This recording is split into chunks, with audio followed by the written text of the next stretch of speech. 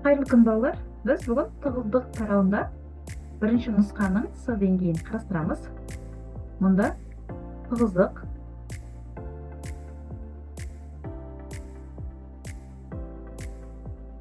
бірінші нұсқа 7-ші есеп. Есептің шарты бойынша 300 грамм қалайы және 100 грамм қорғасынан қорытпа жасады. Қорытпаның тығыздығы қандай? Берілген жазамыз. Массасы 300 грамм, М1-іміз 300 грамм, қалайы және 100 грамм қорғасын. М2-іміз 100 грамм. Сәйкесінше, қорғасының тығыздығы 11,3 грамм бөлінген сантиметр куб. Қорғасынды біз М2 деп алсақ, онда оның тығыздығы ρ2. 11,3 грамм бөлінген сантиметр куб. Ал қалайының тығыздығы, біз оны ρ1 деп белгілейміз. 7,3 грамм бөлінген сантиметр куб. Табу керек қоспаның тығыздығын.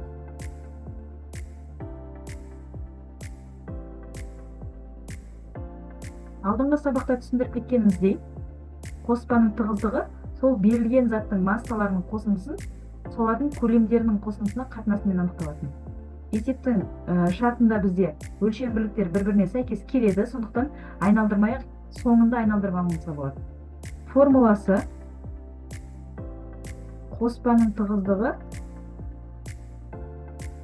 М1 қосылған М2, В1 қосылған В2 деп алып отырмыз. Бірақ шартында бізде көлем берілмеген. Көлемді табу үшін В1 дегеніміз ол М1 бөлінген ρ1-ге тең. Ал В2 дегеніміз М2 бөлінген ρ2-ге тең. Енді осы арқылы анықтап аламыз. Шешуі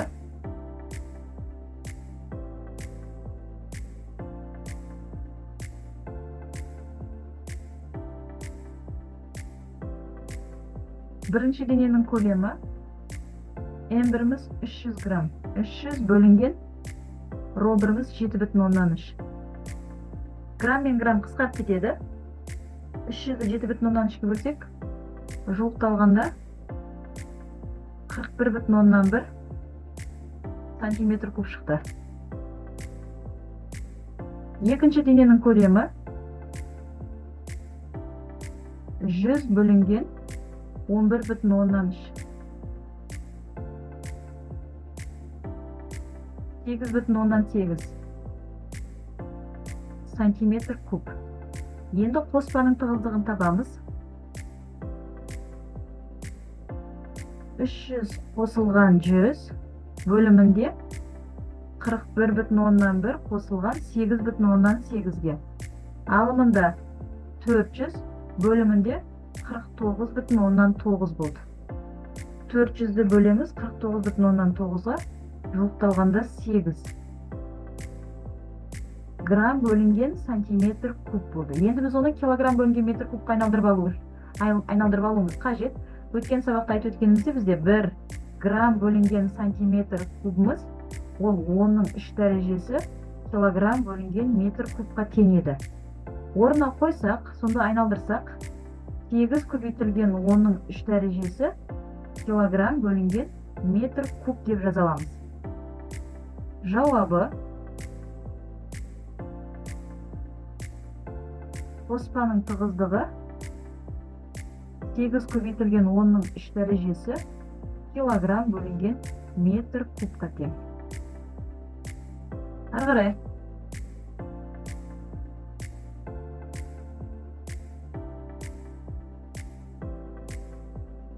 Екінші нұсқаның 7-ші есебі. Есептің шартында биіктігі 20 см, ені 12 см, қалыңдығы 3 мм алюминий қаңылтырдан N әрпін қиып алды. Әріп сызықтарының ендері бірдей 4 см-ден. Осы әріптің массасы қандай? Міне төменден суретте көрсетілгендей, биіктігі 20 см, ені 12 см және қалыңдығы 3 мм. Осы қаңылтырдан N әрпін қиып алғанда, әріптің ендері барлығы 4 см-ге тең деп қарастырып отыр. Берілген жазамыз. Биіктігі Енді біз А1 деп алсақ болады. А1-іміз 20 сантиметр. Ені Б1 12 сантиметр. Қалыңдығы С1 3 миллиметр. Алюминийдің тығыздығы берілген. 2,7 грамм бөлінген сантиметр куб. Табу керек массаны. Қиып алған N әрпінің массасын анықтауымыз керек.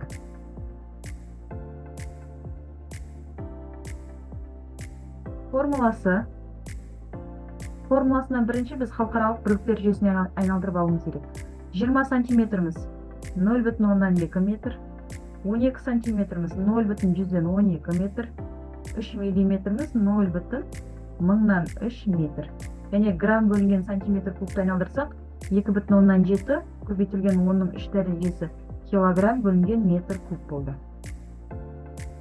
Негізі нені іздеп жатырмыз? Бірінші соның формуласын жаза аламыз. Бізде табу керек масса еді. Масса дегеніміз ол тығыздық пен көлемнің көбейтіндісіне тең. Ал енді бізде тығыздық берілген, көлем белгісіз. Көлемді табу үшін бізге мына N әрпінің көлемі қажет.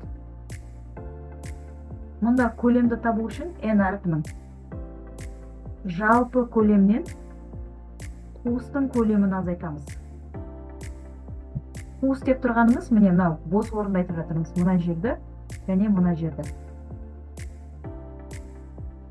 Ал жалпы көлем деп тұрғанымыз, ол бастапқы берілген қаңылтырдың көлемі. Ол бізде А1, Б1 және С1-дің көбейтіндісіне тең еді. Енді қуыстың көлемін табу үшін біз А2, Б2 және С2-ні көбейту арқылы табамыз. Осы жерде А2, Б2, С2 неге тең, соны қарастырып алайық.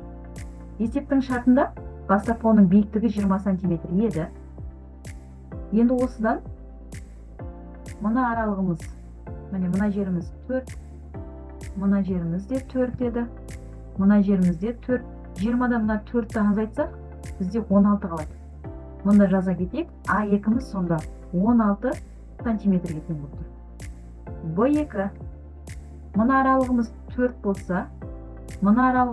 болса, жалпы ұзындық ол жерде 12 еді. 12-ден мына 4 азайтсақ, яғни 8 азайтсақ, онда бізде 4 сантиметр қалды. Қалыңдығы өзгерген жоқ, онда С2-міз сол 3 миллиметр болып қала береді. Тауып алдық. Енді шамаларды орнына қойып есептейміз. Шешуі. Қуыстың көлемі. А2-міз 16 сантиметріміз, метрге айналдырамыз 0,116. Б2-міз 4 сантиметр, 0,104. Және С2-міз 3 миллиметр еді, айналдырамыз 0,3-ге. Көбейтеміз. 0,116-ны 0,104-ге көбейтеміз 0,3-ге. Енді бізде қазір нөлдер көп, үлкен сан шығады. 0,2340192. Дәрежелеп жазып алуымызға да болады. 19,2 көбейтілген 10-ның -6 дәрежесі метр куб.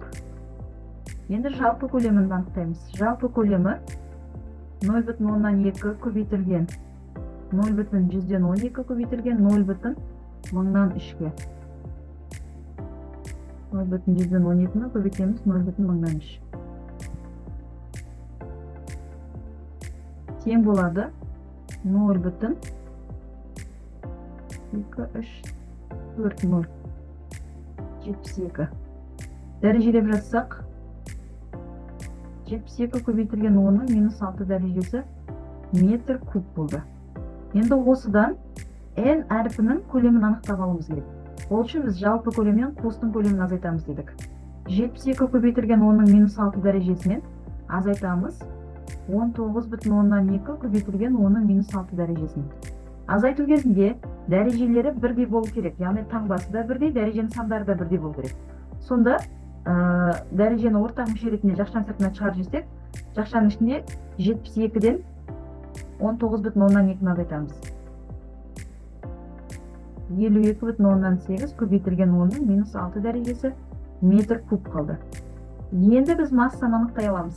Масса тең тығыздығымыз 2,7 көбейтілген 10-ның 3 дәрежесі көбейтілген 52,8 көбейтілген 10-ның минус 6 дәрежесі. 142,56 шығады. Дәрежелердің таңбалары әртүрлі болса азайтылады, үлкен санның таңбасы сақталады. Үлкен сан бізде минус 6, онда бізде 10-ның минус 3 дәрежесі килограмм болды.